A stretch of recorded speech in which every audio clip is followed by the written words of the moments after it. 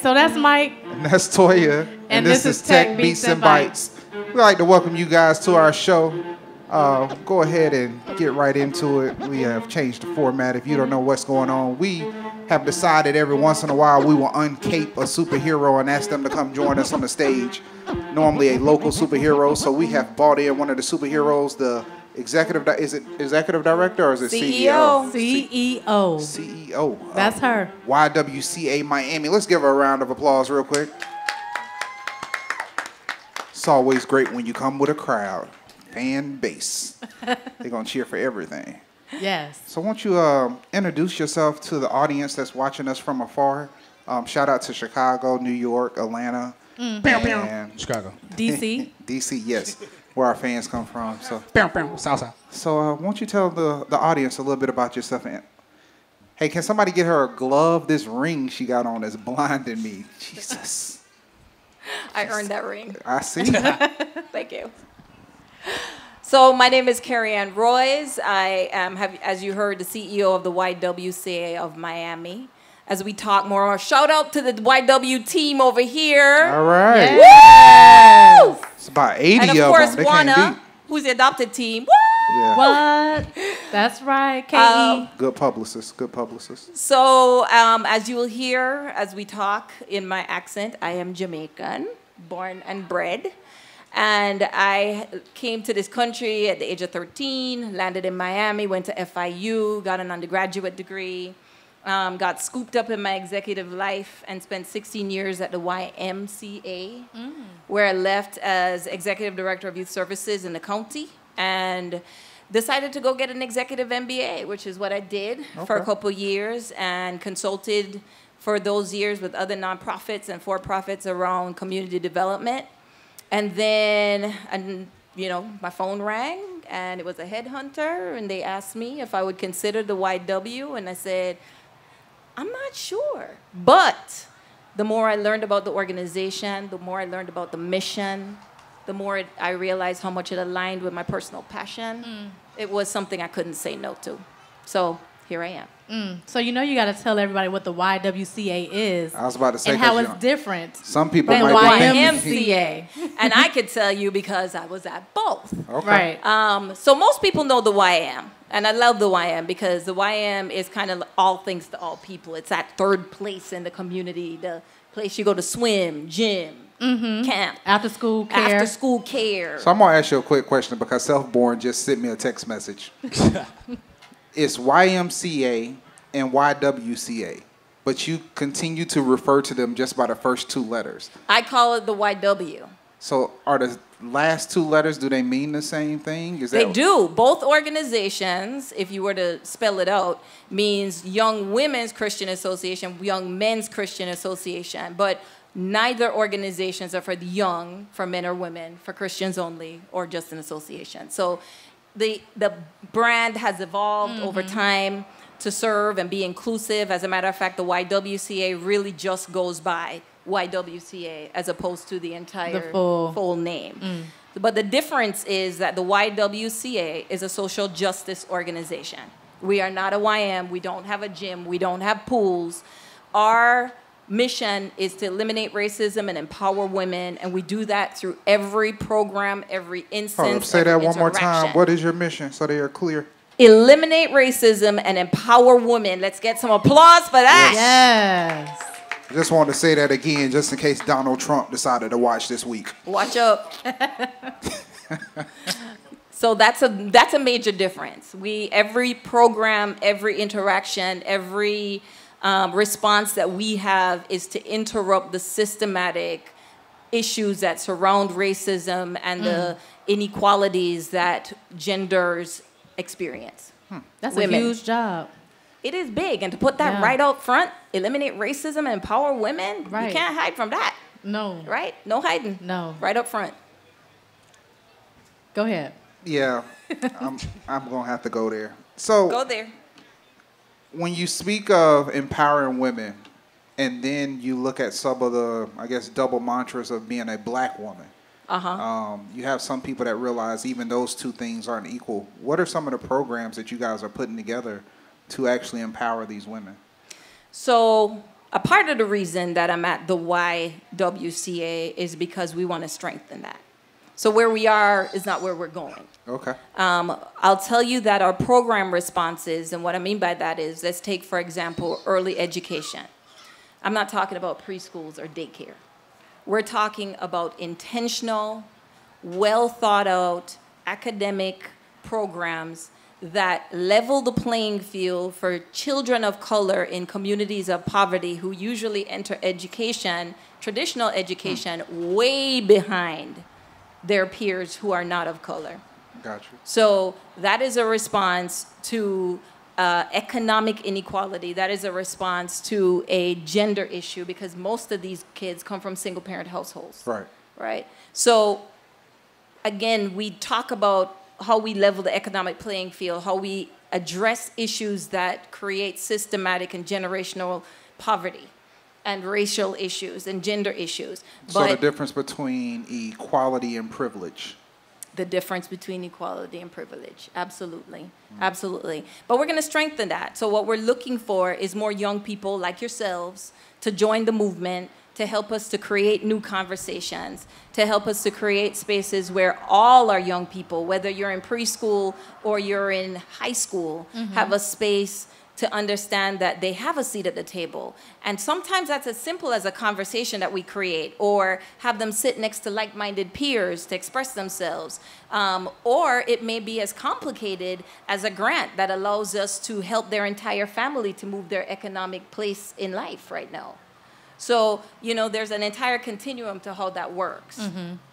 So you talked a little bit about the importance of early education, and a topic that we've talked about before, which I know you have a particular point of view on, is the school-to-prison pipeline. So with the efforts that you're doing at the YWCA, and in terms of allowing those who have access to the programming to get sort of that advanced learning to help sort of bridge the gap a little bit, talk about how your stance on the school-to-prison pipeline, and then what you're doing in your organization to combat that.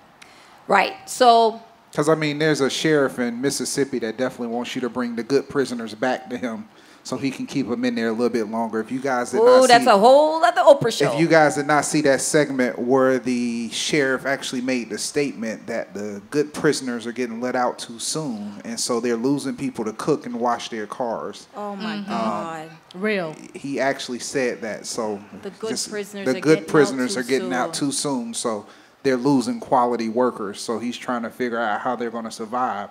And this is what happens when you have a prison system that operates at a for-profit state versus actually rehabilitating people to get them back into the community. So I'm definitely intrigued to hear what you have to say. Well, I'm going to say a couple things. One being that I am not an expert in for-profit or not-for-profit prisons. They're all but what I will for-profit at this say, point. they're all for-profit at this point. But from my understanding also, they came about being for-profit because there were a lot of taxpayer dollars, 3 or 4 or 5 times what it should cost to be able to support that system, that apparently caused an outsourcing of it, which then, just like other systematic issues that cause systematic issues that continue to separate our community, that became what we see today. So no right or wrong, but I love the fact, no, definitely right or wrong, but I love the fact that we're calling it out. Right. And we have to continue calling it out. My stance on the school-to-prison pipeline mainly is, first of all, the terminology. What are we saying when we establish a way for kids to go from school to prison? How does that become self-fulfilling? Okay. How does that engage us looking for what kids are doing Wrong. to succeed, Okay. as opposed to looking for what kids are doing to fail? When we think about what causes that, I'll tell you, because I know pretty closely in Broward this was very much studied down to school levels. We realize that 3rd grade literacy builds prisons. We know that, right? Yeah, we talked about it. It's like an 85% increased chance if you're not at the literate level by the time you get to 3rd grade that you have a possibility of being arrested. You can pretty much paint your future by 3rd grade based on your literacy level. Yeah. And when you are building prisons based on 3rd grade literacy, boy, we have a conversation to change. Can I make a statement real quick ahead. to go with your point, just for some people that private jails and prisons and detention centers have a long history in the U.S. As far as back as 1852, when San Quentin was the first for-profit prison in the U.S. Now, the thing is, there was this the resurgence or the death of them where it kind of slowed down, as you were talking about. But if you guys remember, there was a famous thing, say no to drugs, and this is your brain on drugs, this is your brain out on drugs. Any questions? The Reagan administration. So you remember the Reagan area right around, what year was that? And I don't want you guys to answer, I actually want the crowd to answer. Do you guys remember the year of Reaganomics? Do you remember the year? The trickle-down effect. What it? 84, right? Do you think it's actually any coincidence that prisons came in the wake of a widespread privatization that took place in the 1980s? So just think about it. When your war on drugs started, that's when prisons becoming private again had a resurgence. You can call it a coincidence. I call it a great marketing strategy, but... Right. Yeah, but anytime you have a dollar sign on a prisoner's head, that's a recipe for disaster. It's $35,000 a year to keep a prisoner in jail. It's $13,000 to $14,000 a year to send somebody to school. Right. So just imagine what we really invest in. Exactly. I'm sorry. Wow. So back to what you were saying. I'm sorry, that kind of blew my mind for a second there. That statistic. Yeah. The economics of it. The economics of it, for real. Yeah. So my space in that is, again, how do we create a paradigm of affecting the things that don't get to third grade literacy levels? My child won't be a part of your statistic, right? My child won't be a part of your conversation because I have the brownest son you can find, and he's beautiful. And I look at him, and before I had a son, you know, I have a daughter, and I thought, you know, I never really worried about her. She was smart and whippy and blah, blah, blah. And then all this black male graduation and school to prison pipeline. And then I had the brownest son ever, and he's gorgeous and intelligent. And I'm thinking, oh my God, what's going to happen to him? Because children like him are suspended at higher rates. Yes. Yeah. From preschool. You just had a actual, what was it? They had the protest, I think at Northwestern.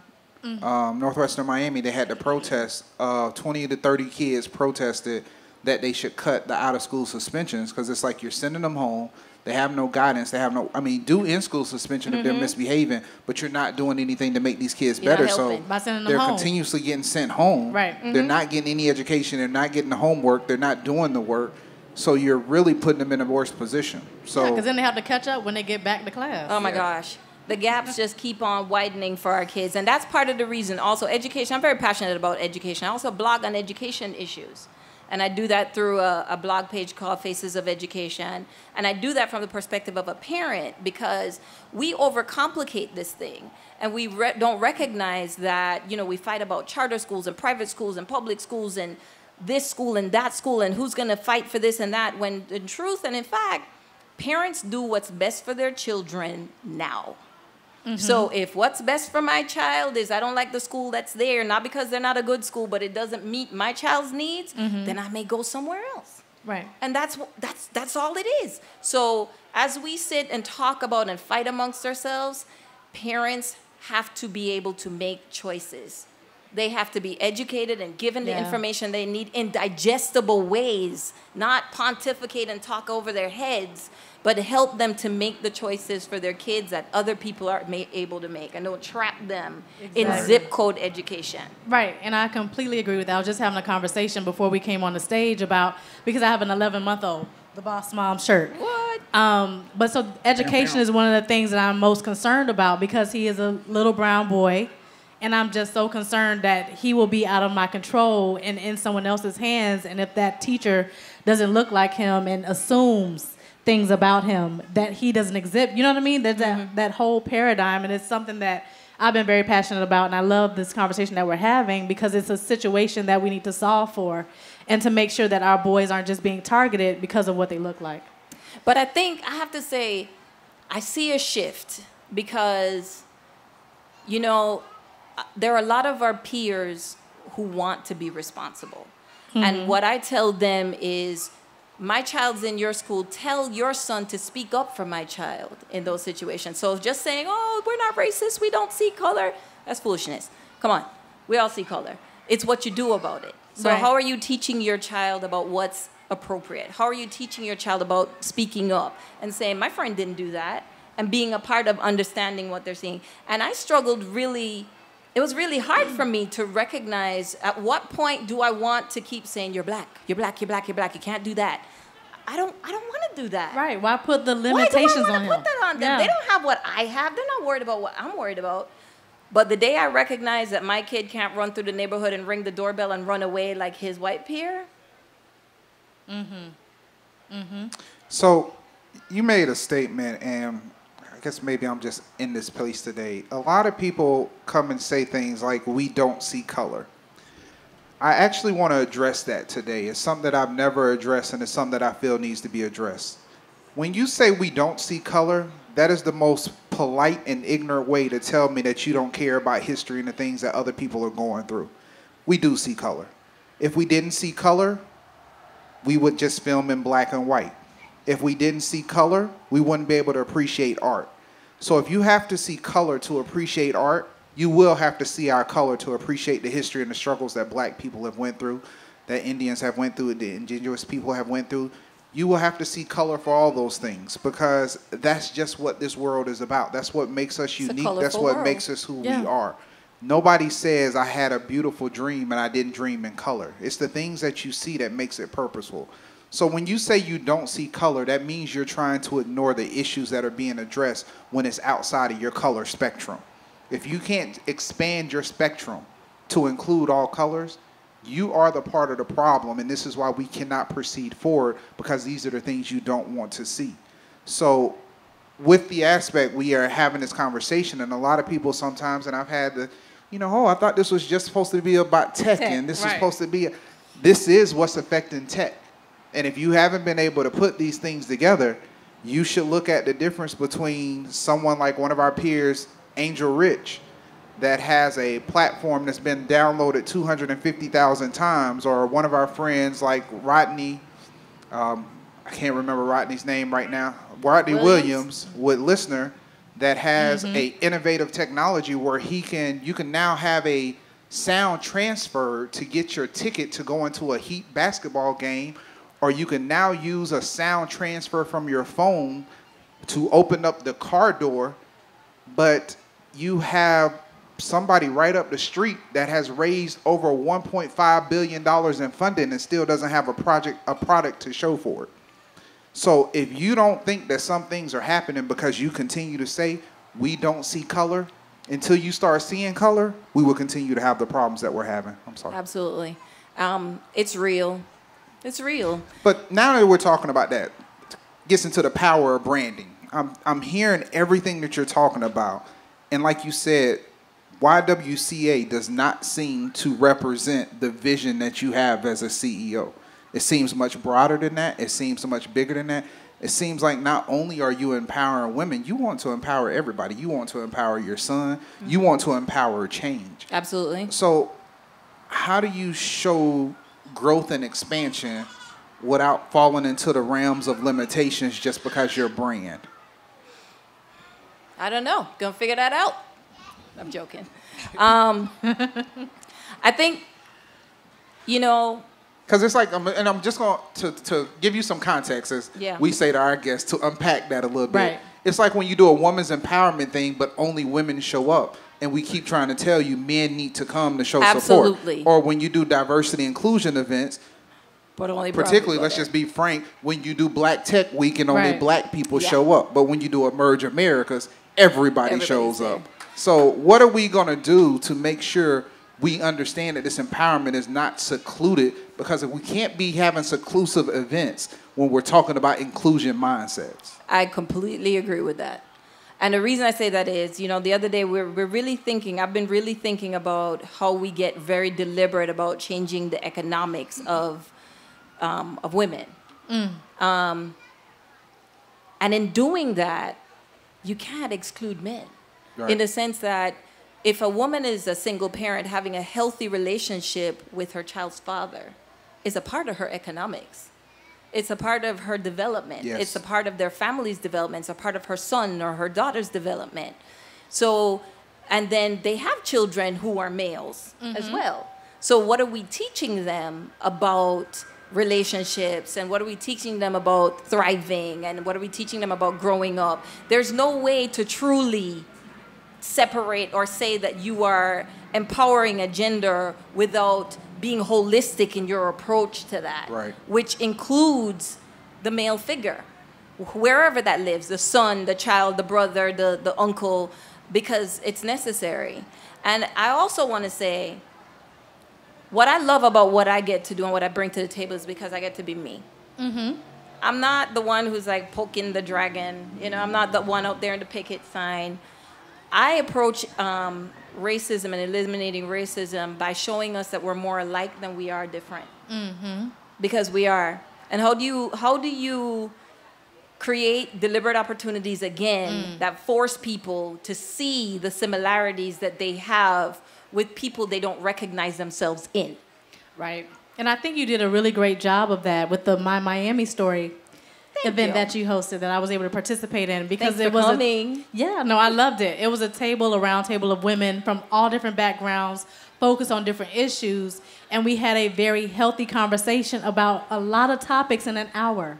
In 1 hour. In 1 hour. And it was every walk of life, every level, from the streets to the corporate, boardroom. Yeah. Everyone. It was a beautiful discussion. I think having those type of honest conversations where the barriers are, they've dropped, the walls are sort of broken down, and we're able to just be ourselves. But what you said was, what we did was we focused on issues that everyone could contribute to. Right. Right? We didn't focus on differences. We focused on, so what do you think about this? Mm-hmm. And what do you think about that? And how about this hashtag? What does that mean in your life? Right. Exactly. Right? And we were able to camaraderie around that. Yeah. And it was just a beautiful hour. We'll do that again for sure. Mm-hmm.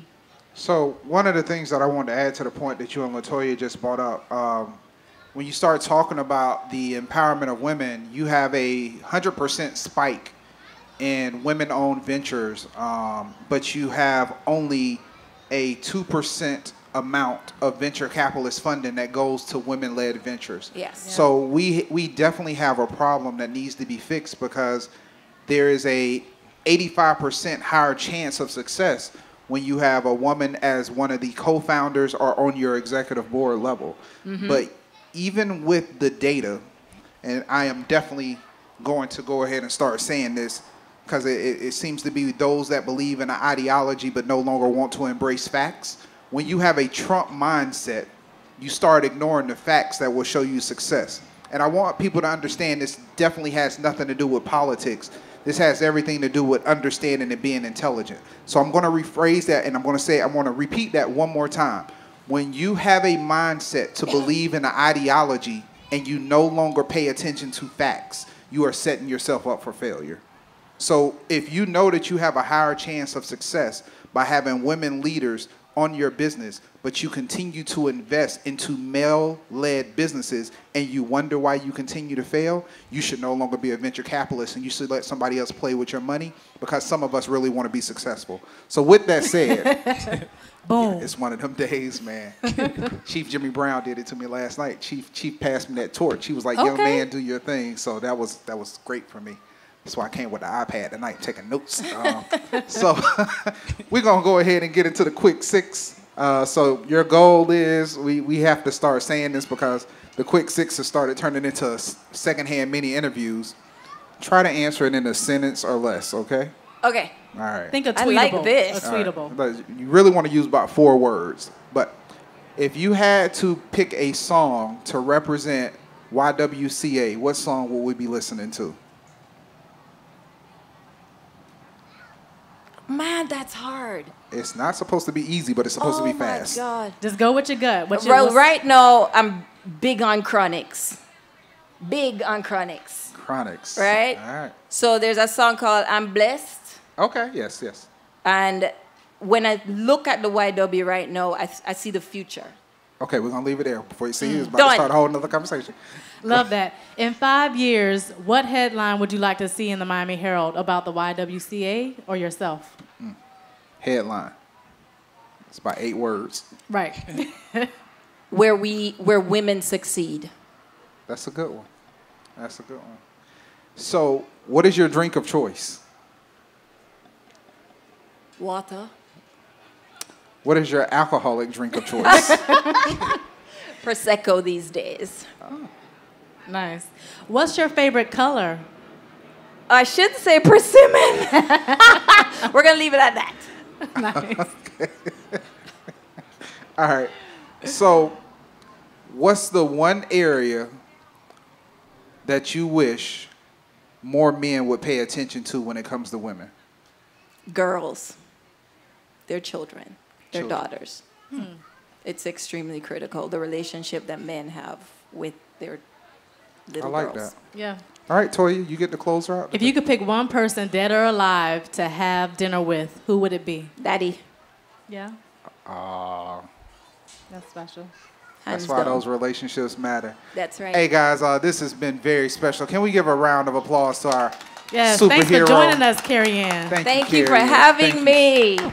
So we are going to allow Kerry-Ann. We do not have Prosecco at the bar, so give her some extra ice with her water. Meet her at the bar and get to know more about YWCA. Shout out to the YW crew again, please. Yes. Yes. So give us about 1 or 2 songs. We're going to have our next guest up immediately following, so don't go anywhere, but grab yourself a drink and come right back.